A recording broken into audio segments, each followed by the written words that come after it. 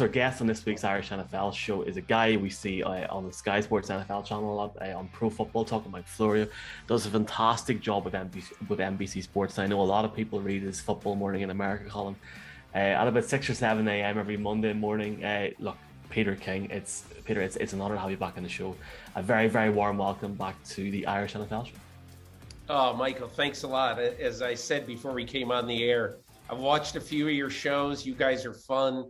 And you know what is so cool about it? I found this out a few years ago when I made a trip with some NFL players to write about them. We were in Edinburgh. We were in Liverpool. I forget where else, but we were in 4 or 5 spots. And I just simply could not believe.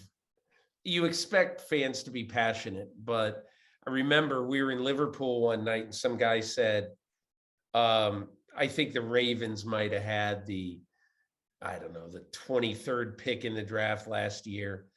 And the question came up, do you think Derek Barnett is still going to be there for the Ravens, or do you think the Eagles will pilfer him before he gets to the Ravens?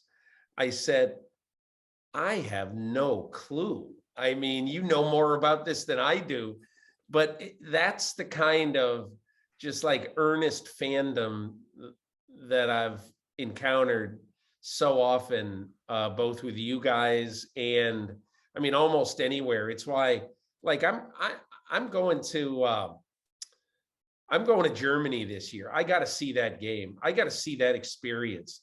Tom Brady playing in Germany. I mean, that is going to be one wild scene. I have no idea what it'll be like, and you know what? I'll just say one other thing. If Dan Rooney were alive, there'd be a game in Dublin.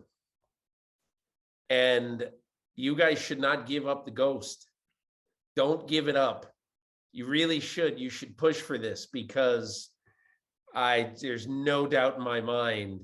And I don't know, where would they play? Croke Park? Yeah. I mean, I saw U2 there a few years ago, and there was 85,000 people there. I mean, that is a big friggin' stadium. And I don't know. I would assume, I don't know this, would an NFL regular season game sell out in Croke Park or not? I definitely would think so. I'm sure these boys would there would be people outside who can't get in. Yeah. I don't know. That's why I think, look, today. Sorry. I totally understand why they're so big on London. It's sort of the hub, and all the spokes of the wheel can come from all over Europe, almost on a day trip, and see the game. And I get it, but I don't know. I've been on the NFL to share the wealth a little bit too. But anyway. It was obviously fantastic, Peter. Great to have you on the show. As you know, again, I think it's the second time now. Great to meet you in LA at the Super Bowl. I was literally I was telling these guys, I was nearly starstruck seeing you in the press box. It was Peter King. Had to say hello, but you know, I know, Peter, our accents in real life are completely different to this, and I'm sure you're probably standing there going, "What is he saying?" I can only imagine. No, I mean. You know, we were talking about Belfast before, and I said, man, I wish I had used the, I wish I basically had used the subtitles on it because, you know, I'm watching it there in my house and I think I understand, but I miss, like, I'd say a quarter of all the concepts in that movie, but it was still really an interesting movie. But no, my wife and I have been a couple of times now. We're really we're big Ireland fans. So anyway, good to be on with you. Well, Peter, there's a college game in Dublin in August. So if you want to come back, we would be delighted. Who's playing? Northwestern are playing Nebraska. Wow. It's a Big Ten football game. That is really, really cool. Yeah, we had Mark Murphy on with us last week. We invited him, obviously Zach Taylor from the Bengals, another alum connection there. So if Peter King wants to join the party, you're more than welcome. I might miss it, but I don't know. I'll look into it. I suppose, Peter, when this goes out, you mentioned the draft and the interest that there is from fans over here, but we're going to be, less than 2 weeks out when this goes out. Yeah. And when we look at the draft, one of the interesting things is the way in which teams have changed their approach. So if you look at, say, 2015, 2016, almost 95% of the teams had a first round pick. This year, it's 75% of the teams. It obviously huge drop there, and it's been dropping over the last few years. Is this the Les Snead effect? I think it's partially Les Snead, but I also think it is. Look, I had a long talk with the general manager of the Chiefs, Brett Veach, after the trade. Obviously, after the trade for when they traded Tyreek Hill. And one of the things that he said was that, look, because I don't necessarily think it is all the Les Snead effect.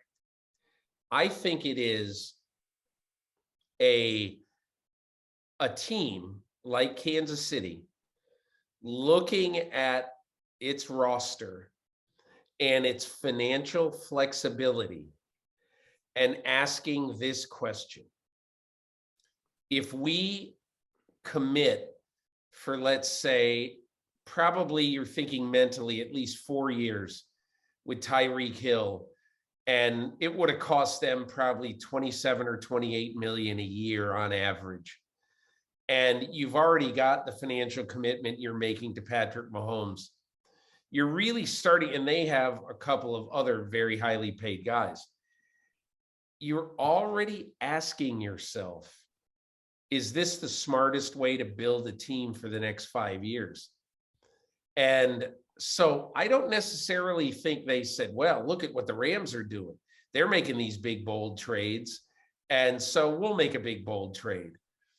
I think I think several teams, Green Bay was a little bit different, because in Green Bay, that's a very interesting story. As I wrote in my column, basically, Davante Adams told the Packers, do not franchise me. I don't want to be here. I want to leave. Part of this is because Davante Adams basically gave the Packers a lot of chances to sign him to a peak of the market contract, which he was determined to get. And when he couldn't get the peak of the market contract, when they refused to give it to him, he said, okay, that's it. You've seen me here long enough. I don't want to argue with you all the time. You're not going to pay it. Just let me go. And so the Packers then basically said, what's the best deal we can get for Davante Adams? And, I think they got a pretty good deal. They didn't get a Tyreek Hill kind of deal, but they got a pretty good deal. And so I think in the Tyreek Hill case, what happened was they said, look, we can get 5 draft choices, 3 of which are high picks, and we can use this to help restock our roster. The coincidental thing, and I bring those 2 teams up because if you look at where the Chiefs and the Packers are right now, both teams have 2 picks at the end of the first round and 2 picks at the end of the second round. And the reason why that is so valuable this year is that the receiver group in this draft is very rich. It's the best position in this draft. So if you're the Packers and if you're the Chiefs and you say, okay, do I want to commit 28 million, maybe 30 million bucks to a player who is getting a little older? And in the case of Tyreek Hill, a 60-year guy who is a very, very thin guy. And, what happens if he starts getting beat up a little bit? So what you can do is you can spend the money elsewhere with other players on your team, and in the case of Kansas City, they are ridiculously confident in their ability to draft and to choose wide receivers. You know, that plus the fact that they've picked up a couple of good receivers in the offseason. I think Juju Smith-Schuster, I mean, look, I think he might catch 100 balls in that offense. He is going to be the type of target who Mahomes is not going to be able to turn away from. But overall, your initial question, I don't mean to drone on about this, but your initial question, I think, is really interesting about how teams are looking at the Rams, and maybe some teams are following the Rams. But I just think there are more teams that I see right now who don't want to make, let's say, a wide receiver a $30 million player. And what they would rather do is try to draft two of them and just keep the line moving, keep it going, so that over time you start developing another really good wide receiver who is 1/10 the cost of a Devontae Adams or Tyreek Hill. Peter, well, so it wasn't at the magnitude of the trade we saw last year where the 49ers moved up to 3. Last week, we had quite a detailed trade between the Saints and the Eagles. And I suppose vast majority feel that the Eagles are thinking long-term in terms of a quarterback next year. But you were quite positive on your podcast this week of the Saints and how there's reasons why they're being aggressive. And they were quite close last year. They nearly made the playoffs. Do you think they're finished, or in terms of moving up again? Or is it they're there to pick two particular players, whether it's an offensive line or a wide receiver? Brian, I think the best thing you can say about the Saints, Mickey Loomis is the guy who is at the forefront of this deal, but there's somebody else who works there by the name of Jeff Ireland, who has had a great run at drafting. Probably over the last 5 or 6 years, all things considered, where they've been picking and all that, I don't think a team has drafted better overall than the Saints have. And so I will not be surprised if there is a player that they have targeted. Maybe there's one of these quarterbacks they like. I wish I knew. I don't think they're going to move up high for anyone but a quarterback. That's not really, I don't think they want to sacrifice all the good. They're not going to do it for a tackle. I would be shocked because I just don't think they got Ryan Ramczyk at the end of the first round in 2017. So I just don't see them doing that for a tackle. For a quarterback, if they love one of them, who knows? But I think what I would say about where they are right now, I think Loomis put it the best to me. He goes, listen, there's such a wide variety of how people are ranking their players this year. And I've heard this from a bunch of GMs, that we could get one of our top 20 players sitting there at number 48 with our 3rd pick in this draft. So he said, when we made that trade, we were cognizant that we're going to get 3 of the best players on our board. And that is why I think they made it. They've gotten a lot of criticism for trading next year's 1, which is understandable, and then the 2 the following year. That has gotten a lot of criticism. And I understand why they're getting criticized. But I think if you're the Saints, you got to look at this. Your defense is maybe 1 or 2 years away from its expiration date. You know, you might have 2 more really good years with that defense. Cameron Jordan and Marshawn Lattimore and Marshawn Lattimore's younger than Jordan, but I think that the way they look at it is we can beat the Bucs. We know we can beat the Bucs. We think we're better than the Bucs, even without Breeze. So, you know, to me, I think there's a time when you have to go for it. And I think that's what the Saints are doing. Talking about the Bucks there, Peter, you've been very vocal, and I personally think you've been at the forefront of this. I mean, we've talked briefly about the international expansion of the game. We're now looking at the concept of the new marketing agreement for international teams, and you've really been at the forefront of talking about the potential of these 4 teams in the German market, maybe alternating as maybe hosts or visitors over the next few years. There seems to be a lot of rumors here about the Bucks maybe playing the Chiefs this year, but obviously that's all still TBC. Is it your understanding that that would maybe alternate year on year between those teams, or is that maybe a Yes. preference? Yeah, here's what I'm almost positive you're going to see happen in Germany. So, there are 4 teams. There's New England, there's Kansas City, there's Cincinnati, and then there's Carolina. I think I'm right. Am I right in that? Yeah. So this year, the NFC teams have 9 home games. And next year, the AFC teams will have 9 home games. I'm hearing that next year, it's either going to be New England or Kansas City with the host game in Germany. I'd be surprised if Kansas City was the road team this year against Tampa Bay in the game in Germany. It just, to me, it doesn't make a lot of sense when they're either going to play in Germany in 23 or 25.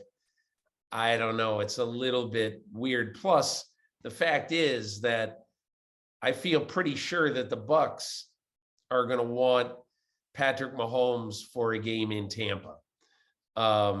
You don't want to give away all of your great games. But anyway, I digress.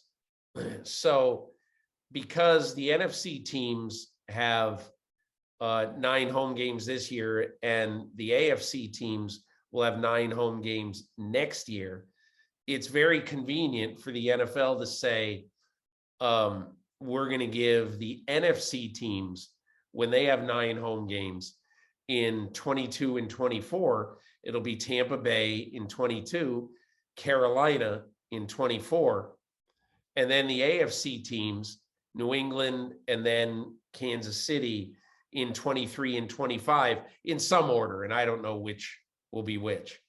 But that seems to make the most sense to me.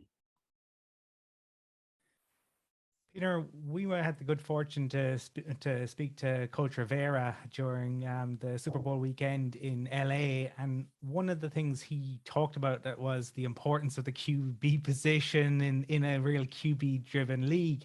And obviously, they made a play for some QBs in the offseason, but having not got Wilson, they kind of immediately went with Wentz. Were you surprised that they didn't take more time to look at other options, given what they had to give up for Wentz? Or do you think that, Wentz could be a good fit there in Washington?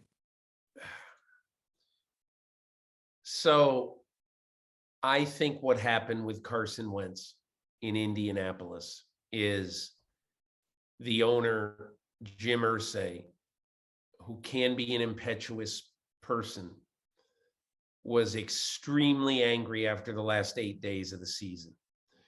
They lose at home to the Raiders. They need to win one of the last 2 games. They lose at home to the Raiders, and then they get swamped by the Jaguars in Jacksonville. And all you heard in the day or 2 or 3 after that is how Jimmy Irsay was seething about how they played, and particularly how his quarterback played. And I can just tell you this. I think Frank Reich, when they made this trade, the coach of the Colts, when they originally made the trade, that Frank Reich thought that Carson Wentz was so damaged as, mentally as a quarterback, that he thought it could take us 2 years to get him on the right path. And at the end of this year, I think that's certainly how he felt, that it's going to take another year to kind of get him on the right path. So what do you expect if you're Frank Reich and your owner is really upset and you might not be able to get that second year? You can fight another battle, but do you really want to do that? And are you positive about Carson Wentz? And I don't think either he or Chris Ballard, the general manager, were positive that Wentz is going to be able to turn it around. So I think it was hard for them to go in and pound the table with the owner and say, you got to give us one more year with Carson Wentz. That's the problem. But let's look at what Washington did. I think that Washington has been used to seeing a better Carson Wentz. And, those in the front office in Washington and Ron Rivera to some degree remember Carson Wentz as one of the top 6 or 8 quarterbacks in football back in 2017 era. He's still very young. I think the one thing that has really hurt Wentz is that he's proven to be not the most coachable player. He's one of those guys who has a reputation for, I have the answers and I know what I'm doing. We're going to be okay. And I don't think with his recent history that does him any favors. So you're right. It's a questionable call. And I think had this been a year like last year with quarterbacks, I bet Washington would not have done it. I think they would have taken a risk. I think Washington would have said, well, at the least we'll get Mac Jones. Now I must say that last year when they were drafting as kind of the final playoff team. And this year when they're drafting, I think they're at number 11. And so what I mean is that if they had the 11th pick last year, they would have definitely gotten one of these quarterbacks. And this year, I'm not even sure that the best quarterback this year is worth is better than what Mac Jones was last year. So I think you're in a tricky spot, and but I do think that Washington will be a little bit more patient with Wentz. Peter, that kind of brings me to the question around these quarterbacks in the draft. At the end of last season, a lot of people felt that there was no standout quarterback. Initially, it was Pickett, then Malik Willis. The last week, it's been Desmond Ridder who's getting all the attention. Matt Rule has a relationship with Kenny Pickett from their time in Temple. They're picking at 6. He's kind of under pressure as a head coach. This could potentially be a tough year for him. Do you think he goes quarterback? That's such a great question. I think in an ideal world, he'd love to trade down. And Scott Fitterer, the general manager, they'd love to trade down. That is a place where the owner is putting tremendous pressure on the head coach. And so Chris Sims said something I thought that was really, really smart. He said, here's the problem with taking Kenny Pickett in the draft, whether you take him at 6 or trade down to pick a number, wherever, and take Kenny Pickett. And the headlines after that is that, okay, Carolina's got their quarterback of the future. And Sims' point, which I thought was so good, is that they'll go to training camp and the players will see it, media will see it, the coaches will probably see it. Sam Darnold's better than Pickett. And it's easy to say, well, Sam Darnold hasn't played well enough in the games. And you're right about that. But don't you want, if you draft a player, don't you want that at quarterback in the first round? Don't you want that player to come in and show signs of, I don't know when he's going to play, but whenever he does, this guy's going to be really good. I mean, what happens if he comes in and Darnold is playing a lot better than him in training camp and just looks to be a more skilled player with a better arm. That's the issue I think that Carolina faces. Now, the other issue that Carolina faces is they have one pick in the top 135 picks of this draft. One pick, and that's it. So if they take a quarterback there, they're almost done. You know, it's pretty much over for them at that point. The only reason I'm saying this is that there are a lot of factors in Carolina at play. And if they drafted Kenny Pickett at number 6, that would definitely be overdrafting a player. And so all of those things, you put those all together and you say they're in a tough spot. Carolina is really in a tough spot. Who knows? They may love him. They may love Malik Willis. They may really love one of these guys, pick them, and be euphoric about it. We'll see what happens. But my gut feeling is they're probably going to sit there at 6 and take one of the quarterbacks and put tremendous pressure on that quarterback right away. Time will tell in under 2 weeks, Peter. And look, we all love hypothetical situations. We all love maybe guessing certain parts of the schedule. If you're the NFL, Peter, this big kickoff game, and I asked a few people this last week, this big kickoff game on NBC, obviously, I think September the 8th, September the 9th. Who should open against the Rams in SoFi? Denver. Because I think, now look, I think it's going to be one of two teams from what I'm hearing. I think it's going to be Denver or Buffalo. Now, the natural tendency is to say Buffalo and Buffalo and the Rams is one of the best games of the season. You're going to get a great rating on September 8th, Thursday night. You don't have to use the Buffalo game right there.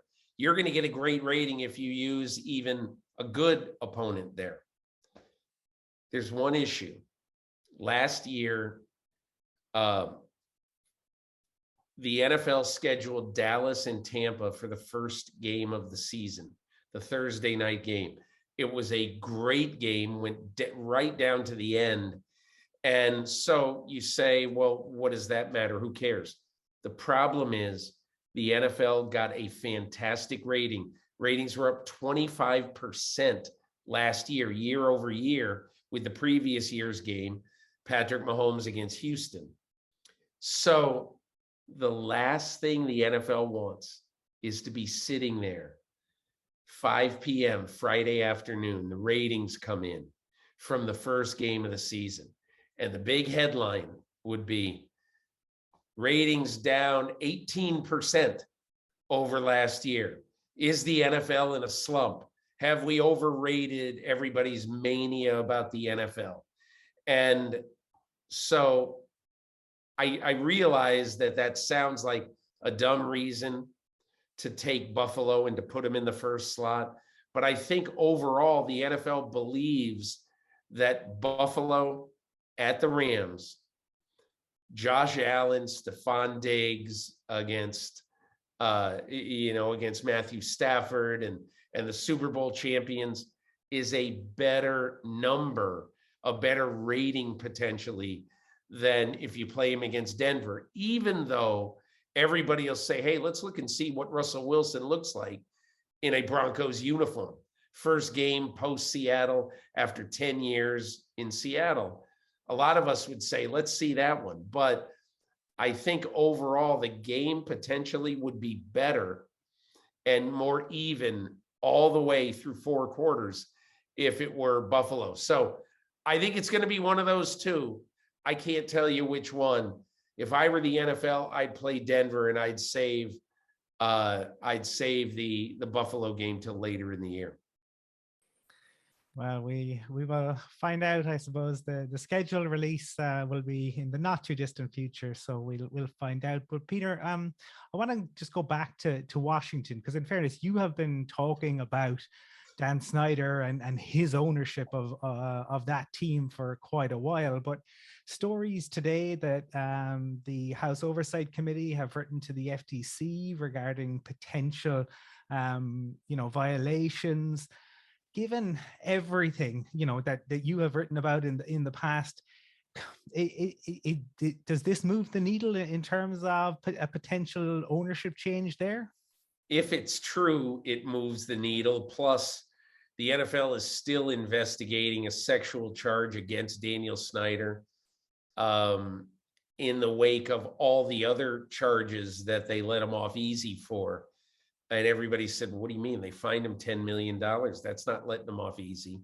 Well, that's also 2% of the team's annual revenue. So I don't mean necessarily big deal, but big deal. So I think now these two things could be game changers. And look, I've told this story a lot, but when I was very young covering the NFL in the 80s, from 1985 to 1988, I worked for a newspaper in New York. I covered the New York Giants. Their arch rivals were Washington. And in those days, when there would be a game, New York at Washington, they had this old rickety stadium in Washington called RFK Stadium, Robert F. Kennedy Stadium. And there were 4 or 5 times every game I ever covered there, if it was a big game, where you'd be sitting in the press box. And the press box, if you can imagine this, was kind of like slung down from the upper deck of the stadium. So it was almost like if you looked at it, if you looked at it, it's almost like it was added later, and it was just like hanging down from the upper deck of the stadium. But so that press box would vibrate and shake, and you'd feel like you were in an earthquake. And the first time I ever felt it, I'm holding on to the table in front of me like, holy crap, what is going on? And everybody was just chuckling because it happens there most games. And so that was a great rivalry. That was a great team. They had great ownership in Jack Kent Cooke. They had a great coach in Joe Gibbs, a great GM in Bobby Beathard. Both those guys are in the Pro Football Hall of Fame. And now what do they have? Over the last 22 years now, since Snyder has owned it, they have been the turd in the punch bowl. That's all there is to it. They have been a lousy franchise. And Daniel Snyder has run this franchise into the ground, period. And for some reason, the NFL has been defending him and propping him up and helping him and all this stuff. And look, the franchise is an embarrassment. Last year, toward the end of the year, they played a game against Dallas where people who were there in the stadium thought it was 70-30. Dallas at Washington, which used to be a great rivalry, 70% Dallas fans in the stadium. It's just, it's dispiriting. It's borderline disgusting. And so I think if these things are right, the NFL needs to do everything in its power to make Daniel Snyder go away. Peter, my team has unfortunately been dealing with that scenario as well, with 70-30% fans. I'm a Giants fan. Obviously, you've covered the Giants back in the time. John Mara and Steve Tisch have finally brought in a GM who's never had any connections to the organization. It feels like it's a complete rebuild again. 5th pick and 7th pick. A lot of Giants fans feel they should consider trying to move out of 7 for the 4th next year to put themselves in a position to go after one of the quarterbacks next year. You think they're going to try to do that? Yeah, I think that's realistic. I can guarantee you, they are gonna try to move one of those picks in a package and get a 1 for next year. No question about it. Joe Schoen is the GM you're talking about. Yeah, I'm very, very high on Joe Schoen. I think he's a bright guy. He's a progressive general manager. He's going to use analytics a lot more than Dave Gettleman did. Dave Gettleman used it as basically he didn't take analytics nearly as seriously as he should have. They were almost like a party favor to him. And so to me, I like Joe Shane. Time will tell if Brian Daboll's the right pick. We'll see. But Joe Shane, I think the early reviews on his, on the job that he's done so far, I think have been very positive. As to what I see the Giants doing, they're going to be able to sit there either at 5 or 7 and get a great left tackle. They're going to sit there at 5 and get, I think, one of the 2 tackles in this draft who's, basically does not, one of the 2 tackles who does not have really any question marks. One, Evan Neal from Alabama, and the other one obviously is Ike Ekwonu from North Carolina State. I think that the Giants would love to come out of the first round if they could get one of those tackles and then trade down into the bowels of the first round and then pick up another one next year. I think that's what they're going to try to do. The only problem that I see with this strategy is that there just aren't a lot of teams that want to move up high in this draft. I'm not saying it won't happen, but I'm saying that I think it's going to be hard, and the Giants probably are going to have to take less value to do so than they might normally be expected to get. A lot of people feel that Brian Dable was a large part of the reason why he came in, is that the job he did with Josh Allen, and they see similarities, was he's probably not at that level to Daniel Jones, and he can essentially fix Daniel Jones, as to what John Mara said at the end of the season, that they've done everything to ruin the guy's career. Here's the thing about the people who would want to throw Daniel Jones out with the garbage. I think you could have put Joe Montana on that team last year. You could have put Tom Brady on that team last year. It would have been an absolute disaster no matter who was the quarterback of that team. It was a non-competitive team. The coach wasn't good. The talent surrounding the quarterback wasn't good. Kadarius Toney and Kenny Galladay were drafted or signed and drafted to give them a big league, big time receiving core. And they were both hurt the whole year. And so I don't know how anybody would expect anybody to be good in that environment. So the Giants are doing the absolute right thing. Joe Shane is doing the right thing. Daboll's doing the right thing in giving this quarterback a real chance this year. By the end of this year, if he's unimpressive, probably they're going to move on. Everybody knows that. Daniel Jones knows it. But they're doing the right thing and giving this guy a real chance with a big-time general manager, a better head coach, and a better head coach than Joe Judge, and hopefully a healthier team. But we'll see. Peter, we're going to do a very quick fire final round before we let you go. And I'm going to do the curse here because this goes out on Sunday, and ask you about Tyrann Mathieu Honey Badger. But what will probably happen is he'll probably be joining the team in the next 2 or 3 hours now, and you'll be eating dinner and laughing. But where is he going? Because he obviously, I think he visited the Saints last week. I mean, where is he going to end up, do you think? I mean, I don't know who's going to sign him. My feeling is that he's got 2 high-quality years left. He is one of the best leaders in the NFL. I just think if I were Tyrann Mathieu, I would do pretty much what Bobby Wagner did, even if it meant that he was going to sign for peanuts. I would sign in a place that I thought had the best chance of winning, and a place that my contract was all incentive based, based on how the team does. because I think wherever he goes, they're going to win. I don't know where he's going to go. I know Philadelphia likes him. I know the Saints like him, but I don't know who's going to sign him.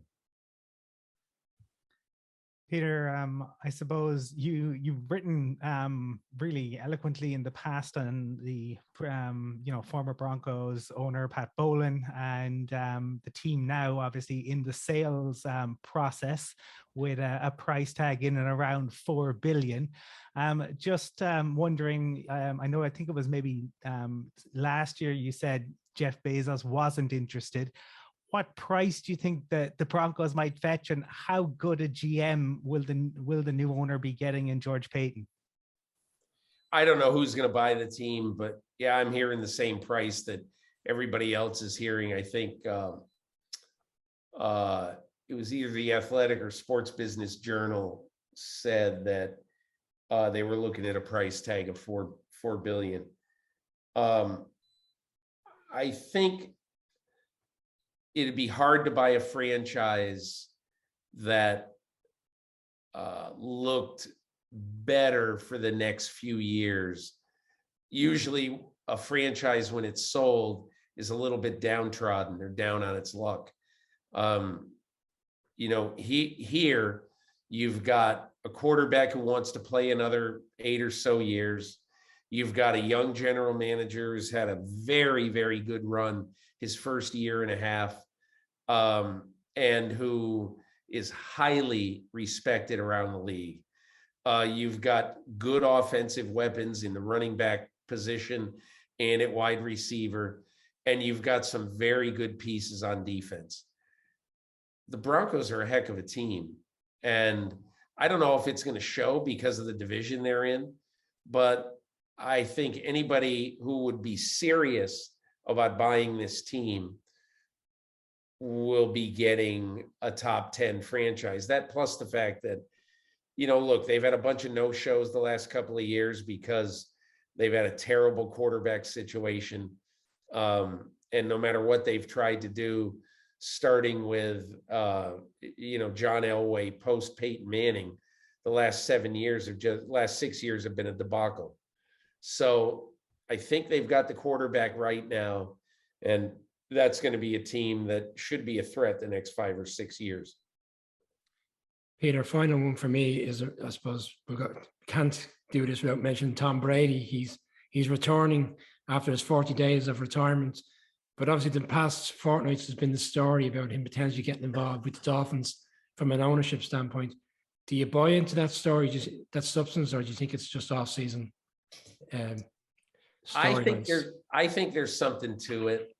But I asked someone in New Orleans, because here's the crux of the story, that Sean Payton and everybody else, Sean Payton and Tom Brady believed, I think, that if they wanted to, that they could have gone to Miami as a tandem. Now, I think Miami would have loved that, obviously. But I think there's one thing that is missing from that, okay? And the one thing that's missing from that, I think, absolutely, is that the Saints, I don't think we're going to trade Sean Payton. In fact, I was told that the Saints said if he coaches anywhere this year, he's coaching for us. And there's one other factor here. So Tampa Bay and Tom Brady been a fantastic match, just a fantastic match. But I also think that you are looking at one other factor in this. The owners of the Tampa Bay Buccaneers, the Glazer family, have always been looked at, even after they win a couple of Super Bowls in this century. They've always been sort of looked at as the second team in Florida to the Miami Dolphins, because the Dolphins had Don Shula. They had the perfect team in 72. They've got the history.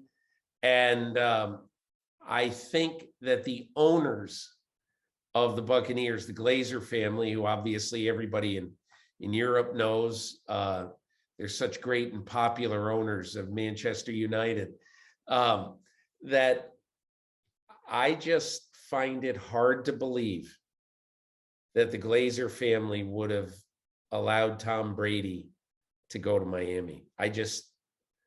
So again, yes, was there something to the story? Did Sean Payton, I'm assuming that Sean Payton wanted to do this. He's got great affection, as does any offensive coach, whoever coached, who wouldn't have great affection for Brady and wanting to coach him. But I just think there are some things that people haven't thought of in that. I think there's been, will people in Ireland understand the phrase level jumping? There's been a gigantic level jump to just assume that Tom Brady was going to go play for the Miami Dolphins, and I'm just not sure that would have happened. Hell of an offseason so far, Unbelievable. Peter. It's not, hey, look, I've done it 38 years. There's never been one like this before. Ever. I can't imagine. And look, I do think that this is a sign of things to come. I really do. Because look, who knows, next year, will it be DK Metcalf and AJ Brown and whoever else, younger receivers who might be so demanding that they'll get sent off in trade? They might get sent off now. But I just think we've reached a level where, I was doing something today for my column next Monday, and I was looking at sort of the highest paid players at all the positions in football, in the last few years. And if you look at, 10 years ago, 2012, when the salary cap was 120 million, now it's 208 million. It's not even double what it was 10 years ago.